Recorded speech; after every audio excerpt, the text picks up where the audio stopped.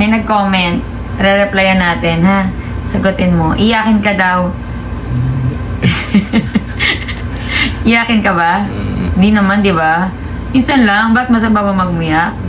Hindi naman, di ba? At may mga dahilan kung bakit siya umiiyak. Actually, si Mike, hindi kami masyadong namumroblema sa kanya. Hindi siya mabigat alagaan.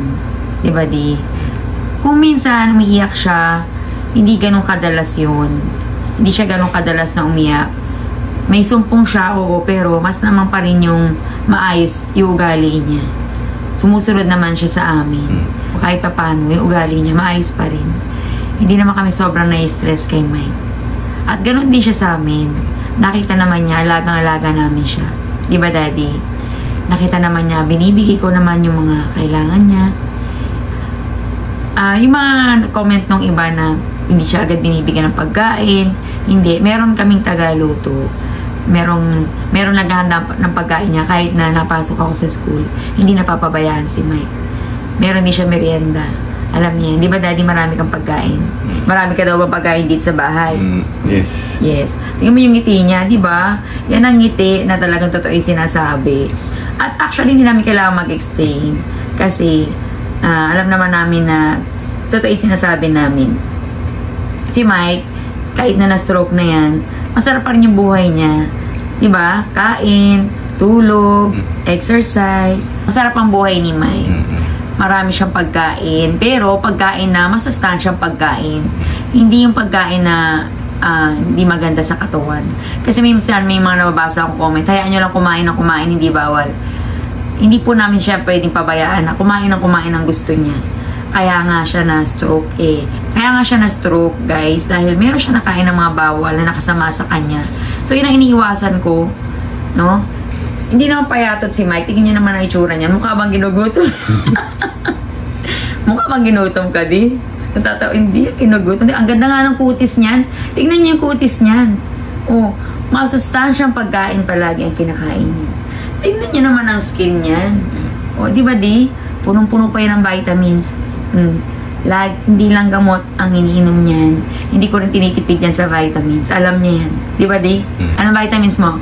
Barley. Oh, alam niya vitamins niya, di ba? At saka? Barley. Oh, nagba-barley din yan. O, timpla kita. O, sige, timpla kita. O, tignan mo, nagpapatimpla pa. Kahit magastos si Mike, binibigay ko yung mga kailangan niya. Vitamins niya, pagkain niya. Mahal na mahal namin yan. Hindi namin napapabayaan yan. Yung tsura niya, pababayaan. Tingnan niyo nga, ang ganda ng kutis niyan. Di ba, di? Sabihin mo lang sa kapwa mo stroke survivor. Laban lang. Laban lang. Laban lang. Tuloy ang buhay. Very good. Tuloy ang buhay. Very good. Ano ba?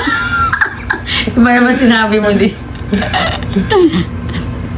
And mag-pray lang palagi kay Lord. Very good. Where? Ganun talaga yung mga na-stroke, guys. Hindi naman laging masaya. Kahit naman mga hindi na-stroke, di ba? Umiiyak din. Sa bagay, hindi ko kasi laging pinupost yung umiiyak si Mike. Kaya ngayon, ang dami nagulat na, ay, ganun pala si Mike.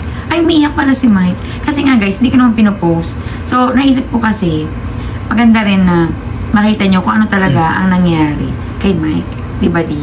Pero yung pag-iyak niyang yun, hindi everyday, hindi lagi. Bihira naman yung umiiyak siya, guys. Siguro pagka nag-tiyempo na sinumpong siya, pag gusto niya yung pagkain na yun, pagka gusto niya kumain sa labas, nag-aaya din kasi yan sa labas. Di ba din? Pag gusto niya pagupit, ayan, gusto niya laging ganyan ang gupit niya. Ayaw niya ng makapal na buhok. Di ba din?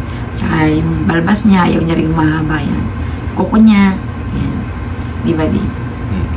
And thank you sa lahat na sumusuporta sa amin. God bless everyone.